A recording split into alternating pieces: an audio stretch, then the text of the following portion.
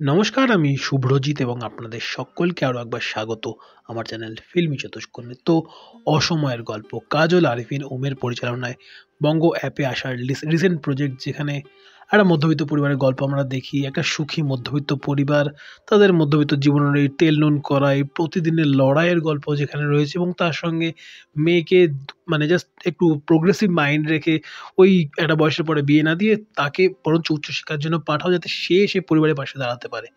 এই একটা progressive mindset রাখা একটা পরিবার যখন তাদের বিষয়-আশয় সবকিছু বেচে দিয়ে মেয়েকে একটা প্রাইভেট বড় কলেজে পাঠায়, এবং সেখান থেকে মেয়ে হাতছানি দিয়ে মেয়েকে ডাকে এক অন্য জীবন।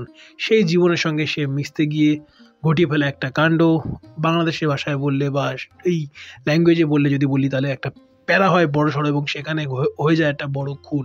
এবার সেই মেয়ের সঙ্গে, এই মধ্যবিত্ত পরিবারের মেয়ের সঙ্গে এই খুনের ঘটনার কী যোগসাজশ, এবং সেই ঘটনার ফলে একটা মধ্যবিত্ত পরিবারে কী নেমে আসতে পারে, সে নেমে আসা, এবং তার সঙ্গে একটা স্ট্রং ইমোশন, আর তার সঙ্গে বেশ কিছু টপিকের উপর commentary, like yellow journalism, like marital rape, like show off culture আমাদের মধ্যে। বাড়িতে মানে জাস্ট ওই আলু সিদ্ধ ভাত খাই ঠিক আছে, বাট গায়ে একটা লেদারের জ্যাকেট লাগবে বস।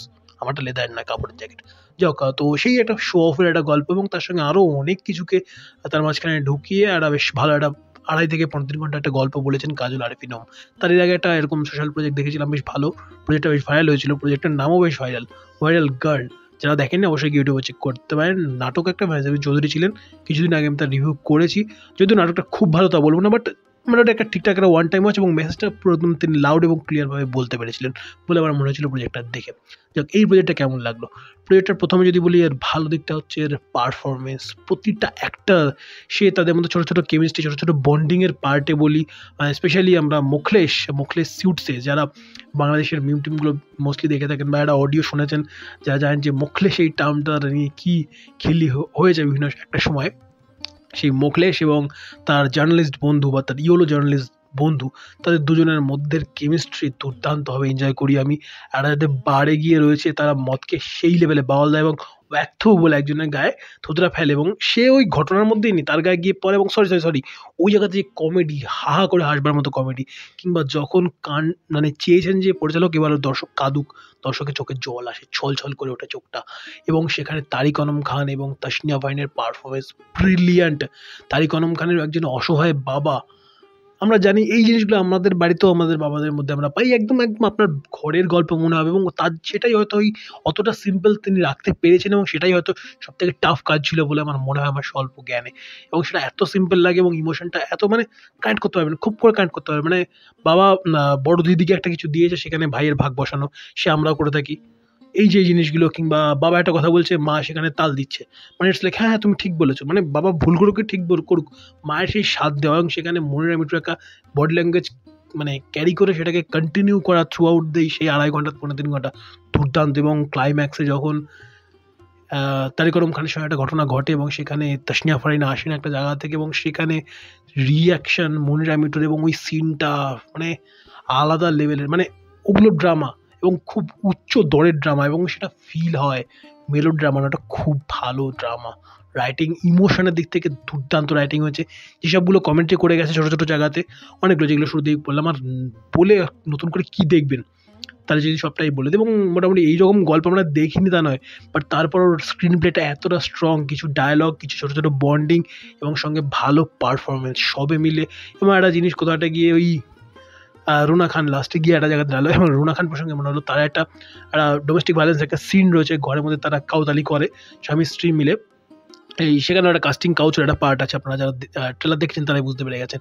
তো সেই জিনিসটাতে রুনা খানের রিয়াকশন, কুত্তার বাচ্চা বলে যে চিল্লানে, তার যে পারফরমেন্স, একদম হাত মাথায় রেখে ওই বিষয়টি সেগুলো তিনি করলেন, ঘটালেন ওই জায়গাটাতে, পারফরমেন্স দুর্দান্ত। ওর সঙ্গে ইন্তেখাব দিনার ছিলেন, এবং আরও ভালো বললাম না, খুব ভালো পারফরমেন্স পাবেন আপনি ওই 3.5 ঘন্টা জুড়ে। তারপরে স্ট্রং ইমোশন রয়েছে, এবং গল্পটা মোটামুটি গল্প যে একদম এক্সট্রাঅর্ডিনারি এরকম ধরনের গল্প আপনি দেখেননি তা নয়। জানা গল্পের উপস্থাপনা এই মানে টোটাল এই প্রজেক্টটাকে খুব করে স্পেশাল করে। এবং ঠিক সময় আই থিঙ্ক এই অসময়ের গল্প বলা হয়েছে, এবং আমি জানি না এই অসময়ে তো সবসময়ই থাকে, তো সবাই বলে না আমাদের সময় ভালো ছিল, সকলের মনে হয়। হয়তো আমিও 10 বছর বা 20 বছর পরে গিয়ে আমার পরবর্তী জেনারেশনকে বলবো আমাদের সময় এত ভালো ছিল, জানিস তো এই সময় কিচ্ছু নেই। এই জিনিসটা সবার ওই মনে হয়ে থাকে মোস্টলি, যে আমাদের সময় ভালো ছিল, আমাদের সময় সব ভালো, এবং পরের জেনারেশনে সব খারাপ। এই একটা ফিল তো সবারই থেকে থাকে।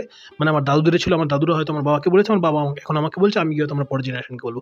তো এটা সবসময় চলে এসছে, বাট এই জিনিসটাকে আপনি কীভাবে দেখেন অবশ্যই কমেন্ট বক্সে জানান, এবং আপনি কতটুকু কানেক্ট করতে পারলেন এই অসময়ের সঙ্গে অবশ্যই জানান। এবং অসময়ে নিয়ে একটা গান রয়েছে লাস্টে, ওই ভয়েসটাই যিনি গিয়েছেন, আমি শিল্পীর নাম জানি না, বাট সেই শিল্পী আই থিঙ্ক ডুবে একটা গান ছিল, আহা জীবন আহারে জীবন, তিনি বোধহয় গিয়েছেন। যদি ভুল হয়ে থাকে অবশ্যই কমেন্ট বক্সে জানাবেন, আমার জানা নেই।